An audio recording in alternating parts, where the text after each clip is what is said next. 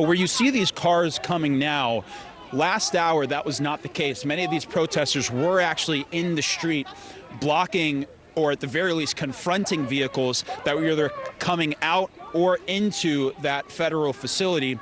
And you see sort of the law enforcement officers strategizing. They do seem to be going back at this point. Not sure the exact strategy, but you see them now retreating back. A big law enforcement presence. But again, as they swelled quickly, they seem to be shrinking back, but a show of force, no doubt, that these protesters do not seem to be intimidated for whatever reason. They are still yelling. They've gotten even louder. And so this just represents, I think, a little bit of the anger that we've seen in various parts of the Minneapolis area over the last few days since the day of the shooting, Fred. And of course, we're not hearing the dialogue from the federal law enforcement there or any representation from, but just as you described, seeing them shrinking back, I wonder if that is simply representative of an attempt to de-escalate what is a very heightened, tenuous moment here. It really is. I think it's hard to know their exact strategy, but depending on jurisdictions, for example, I'll compare what we just saw there with what we saw last night with local law enforcement out in the streets of downtown Minneapolis, where there was not a police presence at all, it seemed like, for portions of the protest.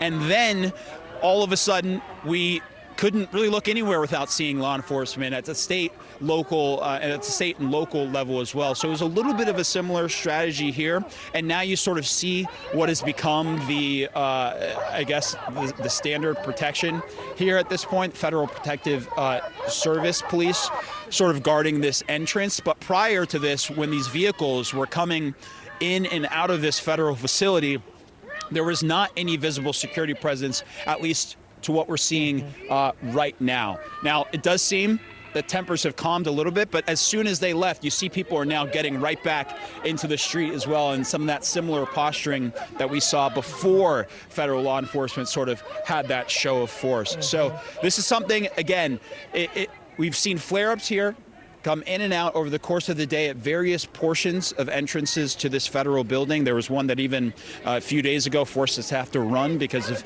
an agent sprinting into the crowd to sort of arrest people. We haven't seen that here, but that's sort of the range of what we've seen. Crowd repellent used at points, pepper balls, and what protesters have done is at the most we've seen is throw snowballs as well. So that's kind of what we've been seeing here as cars sometimes honk in support. Yeah, interesting moment, yet still very tense moment. Omar Jimenez will check back with you there outside that federal building in the Minneapolis area. Thank you. Hundreds of protests are underway or planned nationwide today in response to the deadly Minneapolis shooting of Renee Good by an ICE agent. Protests are already happening at a federal building near Minneapolis, where some ICE detainees have been held. And overnight, hundreds of demonstrators gathered outside a hotel they believe was housing federal agents. Police declared an unlawful assembly and arrested more than 24 people. And today, the mayor of Minneapolis urged demonstrators to keep the protests peaceful and warned that those who don't will be held accountable. The vast majority of people have protested peacefully. To the few that have caused damage to property and or harm to others, need to be very clear, we're not going to let that happen. If you cause damage to property or put others in danger, you're going to be arrested. We are a safe city. We will not counter Donald Trump's chaos with our own brand of chaos here. CNN's Omar Jimenez is joining us now from outside that federal building near Minneapolis. Omar, tell us what's happening there. Yeah, so we're here at what is really a small protest at the moment, but this has really been where a lot of the protests have happened over the course of the past few days since Renee Good was shot and killed. What you're seeing right now is it seems like a group of people walked up to sort of the entrance to this federal facility, and they're speaking to some federal agents. And kind of what's happening is every time agents pull out, as you're seeing here, protesters get especially angry, yell at the vehicles as they're leaving this particular area. You see how close they're getting, actually, as these vehicles are pulling out. And that has sort of been what we have seen, at least today, and pretty similar to what we've seen over the past few days. Now, I will say that just by sheer numbers, what we're seeing at the moment is a little bit lighter than what we had previously seen. But earlier today, we had 3 members of Congress, including Congresswoman Ilhan Omar, who represents the Minneapolis area, tried to come and do an oversight visit here to this federal facility. And they said they were let in, but only briefly, because not long after they received notification that they had to leave. But they said that they observed 20 detainees there, as they described it. And so that just adds to a little bit of the back and forth that we've seen here. Again, you have members of Congress coming in here trying to do some of that oversight. They say they weren't allowed to do so in the way that they deemed appropriate. Fred. Mm-hmm. And then what about last night? What are officials saying about the protests that have continued? Yeah, I mean, we've been seeing protests pop up in places all across the Minneapolis area. So you have this one outside this federal building, as you see them still shouting as vehicles come in and out.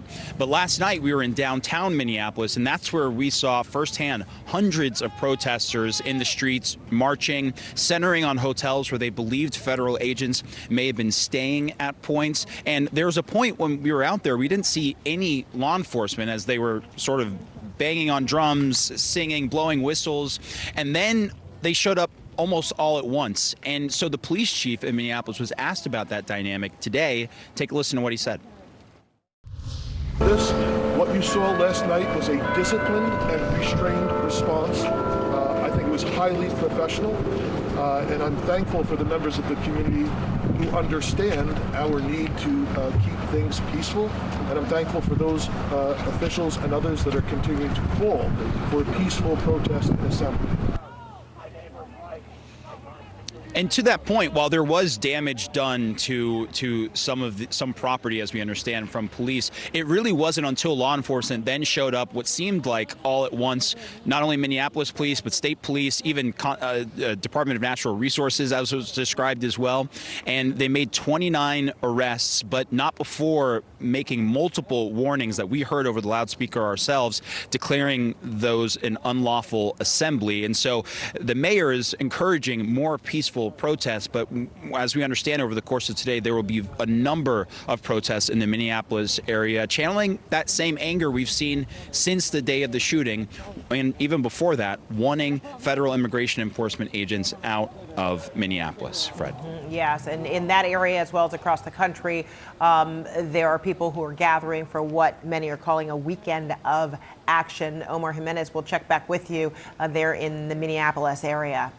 All right, more than 1,000 protests are expected this weekend nationwide as folks are rallying against ICE in their communities. A coalition of advocacy groups coordinated the ICE Out for Good events in response to both the fatal shooting of Renee Good and the, quote, pattern of unchecked violence in marginalized communities, end quote.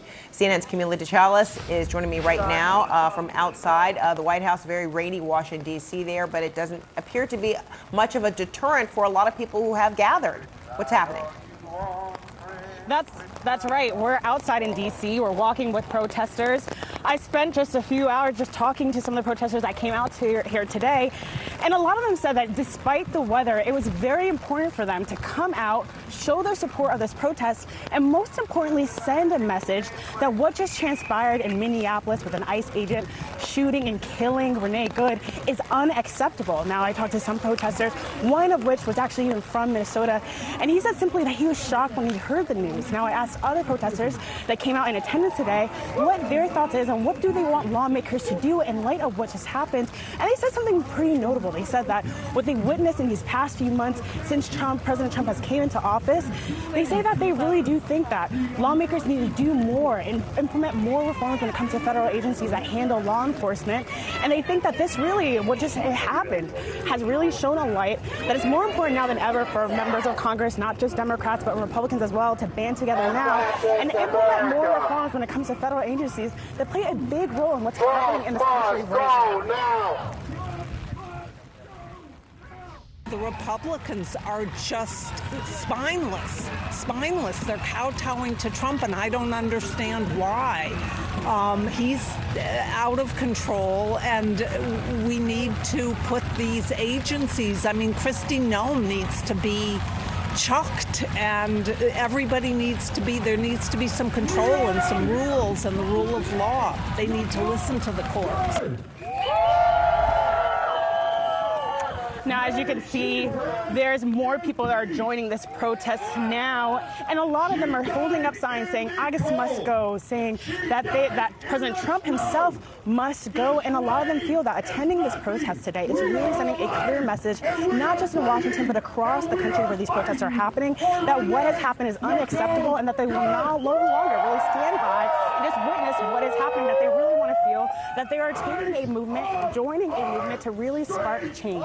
All right, a boisterous and voluminous crowd right there in Washington, D.C. as it continues to rain, but certainly not stopping the protests and their feelings right there. Camila Deschalis, thank you so much.